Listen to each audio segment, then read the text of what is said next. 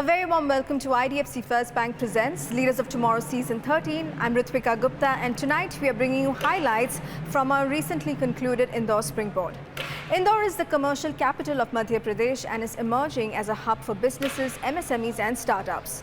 To shed light on how the city is shaping the future of entrepreneurship, in the first segment we have a keynote by Sumeer Raina, Business Head, Business Loans and SEPL, IDFC FIRST Bank. And in the second segment, a fireside chat lined up with Shweta Agarwal, Chairperson, FICCI FLO Indore.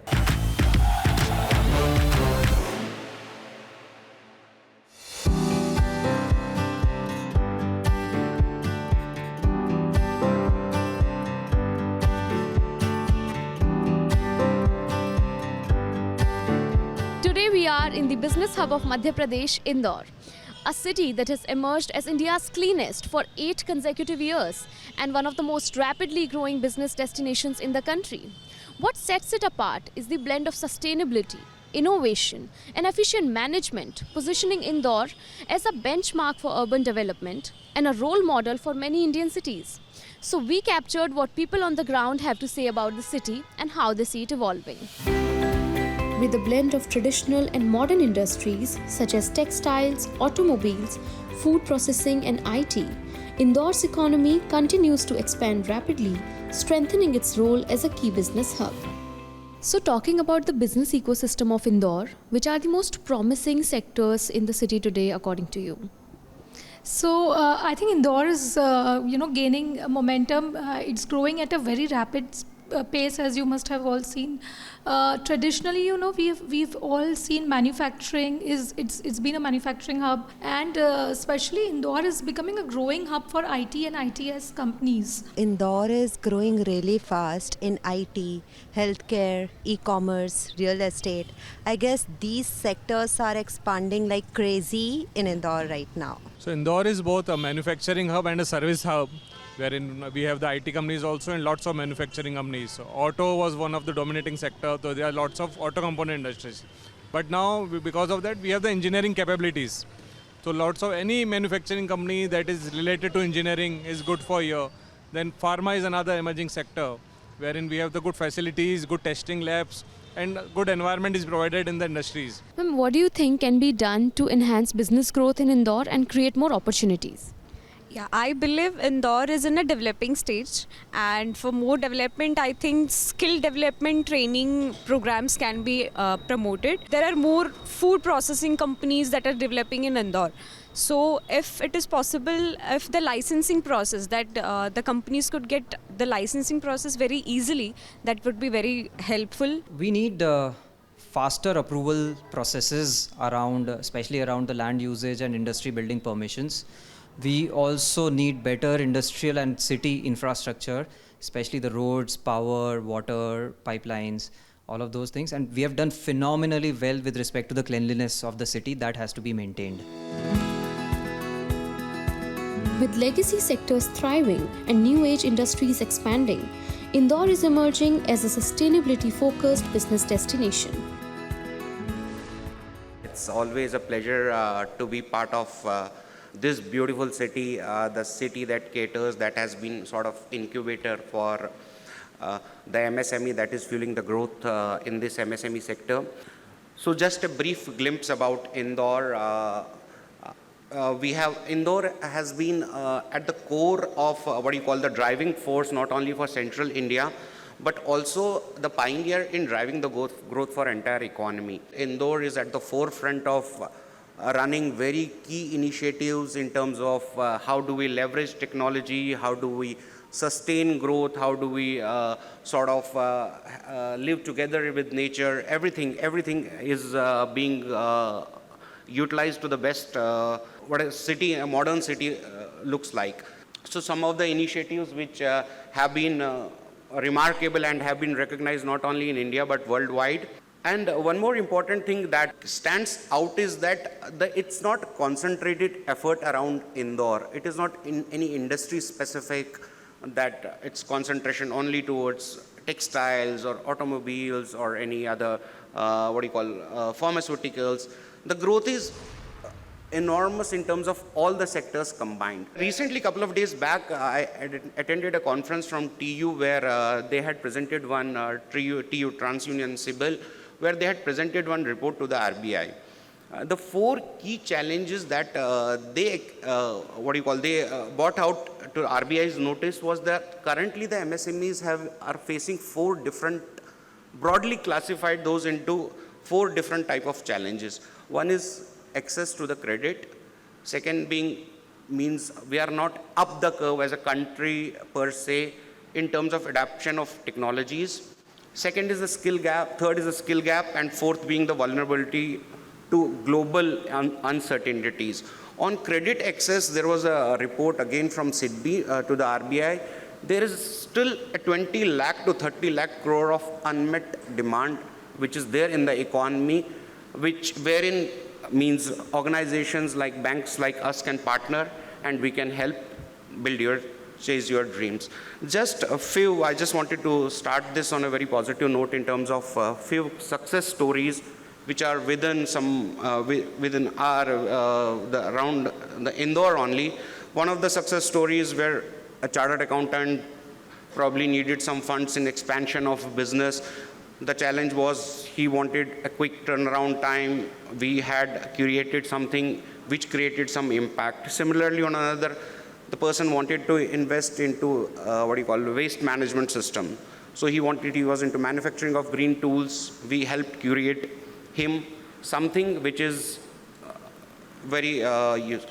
So coming back to the main point about our bank, we are an organization that is guided by ethics, powered by technology, and we always would like to be a force of social good. It's not just concentration on any single product. We offer a different product suite that meets the requirement of daily, be it on business side as well as personal needs.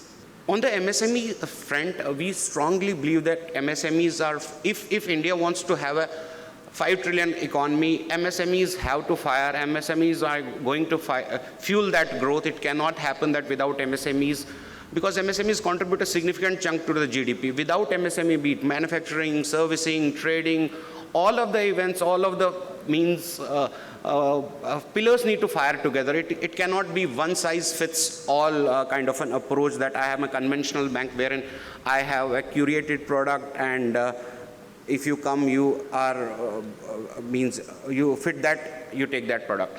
And it's not just that we curate a product like a conventional bank wherein it is just for a specific need or specific ask. We want to partner the MSMEs throughout their life cycle, right from the start of the business, what is their requirement in terms of product offering, during their earlier growth phases, during their journey towards growth, during their journey towards excellence, and meeting their all requirements in terms of taxation, in terms of interest payments, in terms of cash management systems. So we are there. And what makes us a different bank?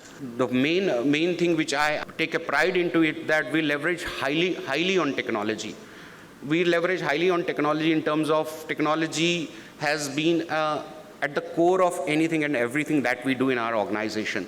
We think it's a mindset, probably. I think in today's world, it's the mindset for all of us that needs to change. That, okay, for example, my forefathers used to do business in this way, or my forefathers used to bank this way. I'm going to continue the same way.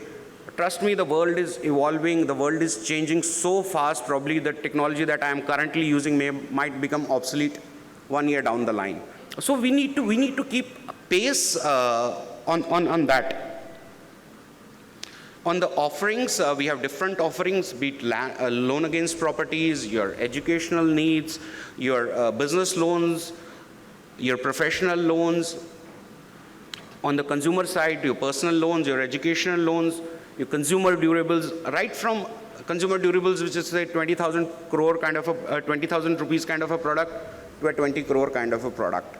So as I mentioned, it's not that we are in a conventional way of doing it, that we are targeting a specific segment, or we are targeting a specific cohort, or we are targeting a specific geography. It's that we just want to be there. We just want to partner with MSMEs where we can fuel the growth for you, wherein we can partner together, fuel the growth for the country, and take it to the next level. When RBI launched this digital currency initiative, we were one of the banks because considering our forte into technology, RBI chose us as one of the partners in driving that digital currency. Similarly, many other features in terms of credit cards we have, it's linked to your bureau score. In fact, some of the credit cards, we don't charge, say, 30 or a 40% kind of an interest. If your bureau score is good, your charge could be as low as 9% on your credit cards, on the revolving credit that I'm talking about. So we want to be very, very transparent in whatever we do. We want to be very, we want to be very upfront. For example, if I'm charging, I'll be very upfront that I'm charging this. I will not charge it. I will not do anything sort of behind the back. So apart from that, considering many of the startups, that's the new growth pillar which is going to fuel our economy in the days to come, is on the startup. We have created because understanding the needs of startups is altogether a different challenge. Conventional way or traditional way of understanding, they don't have proper balance sheets, they don't have cash flows to begin with, they just have ideas. So understanding that needs and sort of curating those products accordingly for their needs, understanding their needs, understanding the merits in the idea. In fact, we have created a separate department in our bank which sort of incubates these ideas and takes it to the next level. By partnering with startups, meeting their working capital requirements, meeting their investment requirements, we partner with them and take it to the next level. So that's all from my side. I wish you a great evening. It was, thank you, wonderful. I hope it was not an overdose of information, but thank you so much for being patient listener. Have a wonderful evening. It's time for a quick break here. We'll be back shortly. Stay tuned.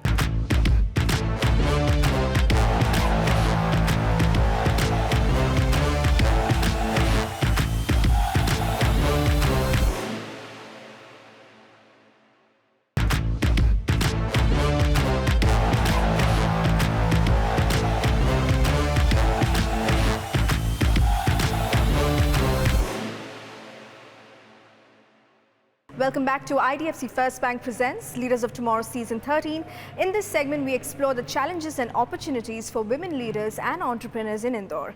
Take a look at our fireside chat with Shweta Agarwal, Chairperson FICCI FLO Indore. If you had to bet on one sector where women entrepreneurs in Indore could become national leaders, could make a mark all over India and perhaps even globally, which is that one sector would you bet on and why?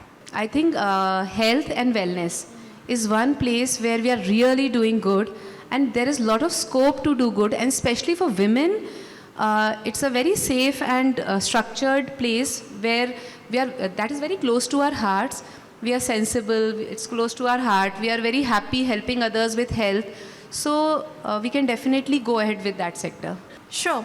Tell me, Shweta, for someone who has heard of FICCI FLO, but they probably do not know the inside story, just walk us through, the kind of initiatives, the programs that you have, especially for women entrepreneurs, women leaders here in Indore. So FLO, mostly people see us as a networking group, but no, networking is just a very, very small part. We run mostly, we have a lot of initiatives for rural entrepreneurs. We have a lot of initiatives. We teach ladies for women directorship. Then lot of different education we are giving to them regarding livelihood schemes, then banking sector. Then definitely if they are good with something, if they want, for example, some of our ladies are doing home baking. So if they want, we can just connect them to better institutes for scaling their own business. So we keep doing a lot of education things as well. Then angel investing is one way we are helping them. We are trying to connect them with a lot of VCs. All right. You mentioned this, and I think it is pretty true as well, that a lot of women are conducting some amazing businesses right from their homes. But the problem is that it continues staying at home. So what is stopping women and what needs to change, for them to scale, whether it is socially or structurally? I think coming back again, number one, their social commitments. Their family commitments is one thing. They don't want to just go out, and they're very happy with wherever they are.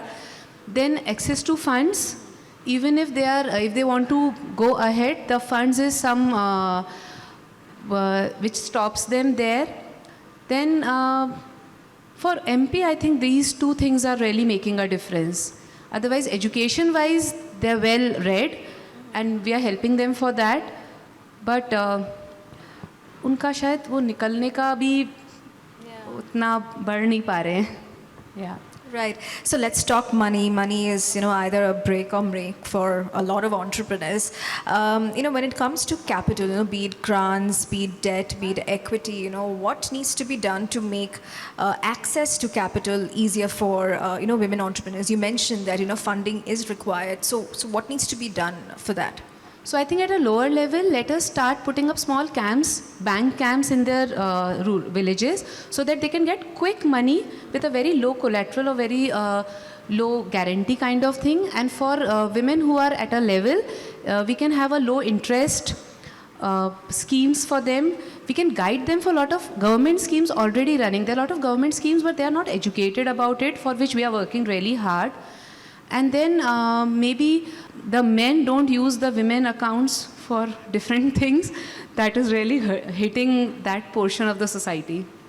All right. When I was researching for this conversation, I read that in the garment sector, the clothing sector, there are, a lot of women entrepreneurs. They're like, I think there's a significant number of, especially in the textile garment sector. What do you think is driving this momentum, especially in Indore? So Indore is a textile hub, as you know, and manufacturing is one sector where women work a lot. In spinning, in ginning, there are a lot of women who are there. So I think that that sense of belongingness to the industry, that sense of punctuality, the sincerity which women generally have, is driving them into this textile. And textile being one, generally a women-centric, maybe fashion, or textile or clothing is very close to our hearts. So I think that is really helping us grow towards that. And if you go in Pithampur also, the textile industry is mostly hire women candidates because they don't drink, they don't smoke, they are on time. So that really helps them get good jobs. So you interact with, I'm assuming, a lot of women entrepreneurs, maybe some next-gen leaders, people who are coming up, as well as, established leaders as well. So there's like both ends of the spectrum. Tell me, what similarities do you see in their challenges and the way they probably deal with these challenges? So I think once the new generation takes up, it is very difficult for the older generation to just hand over things to them. Then the older generation is a little skeptical towards growth, towards digitalization, and the younger generation is more, they want quick results. They want things to be very quickly digitalized. They want success they can take, very fast. Risk easily? Yeah, they're more risk takers, but the older generation is more conservative. They're more happy with what's happening. They just want to go slow, but the younger generation is a little faster. So that is creating a little of a problem. And then handling the businesses from one generation to other is also getting difficult. Right. Mentorship was a big topic that we spoke about in the earlier panel, and I want to talk a little bit about that with you as well. Networking, mentorship, really play a big part for any entrepreneur, be it man or woman. What kind of opportunities, are you at FICCI FLO, providing for women entrepreneurs who want to meet other people like them, or who want to just get connected with the right investors, right, VCs perhaps? What's your take on that? So we have at national level also, we have a lot of verticals running. So there is a vertical which is specially for women in STEM. So the women who are in science background, science technology, so we generally see even if girl candidates who do engineering, finally they end up doing something like a parlor course or maybe some fashion. It's very difficult for them to pursue that technology kind of thing. But now we are trying hard to get these women back to STEM areas, these women back to where they have left from their maybe college days. So that is one place we are working a lot on. Then angel investing is one area we are working, we are taking a lot of sessions at national level where we teach them how to go ahead with it. A lot of banking has been taught. Then director program is being run through. Then scalability we teach them. So there are a lot of places wherever they need some hand holding. We are always there to just take them forward. All right. And tell me something. What's your take on training and upskilling, for women? I mean, do you think that can be a game changer? If so, in which aspect? You mentioned technology. Is it more the AI tools and services, or is it something else altogether, like maybe leadership training or whatsoever? Definitely, upskilling is one way where you can definitely help them, because it is as and when always required. It's a continuous process. And whenever this kind of upscaling is done, it's very important, because what we were doing long back and now what is required across the world is very, very different. There are a lot of females with us who are doing real technology improvements and going places. So we are attaching the new people to these ladies, and they're helping. So they're doing, it's a combined mentorship kind of program. We help each other upscale each other. And the best part is in FLO especially, we are all such a close-knit group of females. It's like sisterhood going and taking each other ahead. So whenever and wherever there is any kind of issue faced by anybody, so there is a group of people who keeps helping them. For example, finance. If there is anywhere somebody needs any knowledge of finance, or maybe legal, if there is something, a legal problem, so we have a network of advocates, we have a network of chartered accountants, and they're always ready to hold your hand and take you forward. So that is where FLO really helps each other, and especially marketing also. Even if you're starting something or you want to scale yourself, we are a group of 800 people helping each other to market each other. So it is like khud hi kharid rahe, khud hi bech rahe. So we have our own inbuilt community and market, yeah. So for a woman entrepreneur who's watching this show, who wants to start something of her own in the city of Indore, and say she approaches you, at FICCI FLO, what sort of advice would you give her? And what would she get, in return of signing up with FICCI FLO? So each and every woman entrepreneur is heartily welcomed in FLO Indore. We are there to help you in whatever field and however you want us to do. One more thing I just wanted to add. So there are a lot of fields in which women are really doing good. For example, wellness and health. So we have a lot of doctors and holistic wellness coaches with us who are really working very hard and very purpose-driven work, which is, I think, for Indore, it is one sector where you can always, वो हम उस direction में शायद बढ़ेंगे तो women will get a good opportunity. We all know health is very close to everybody's heart. So yes, FLO is always there for everybody, and we have a lot of success stories to be shared always. Thank you so much for your time, Shweta. This was a wonderful conversation. Thank you so much. And with that, it's a wrap on this edition of IDFC FIRST Bank presents Leaders of Tomorrow Season 13. We hope you enjoyed the episode. Thank you for watching. Goodbye.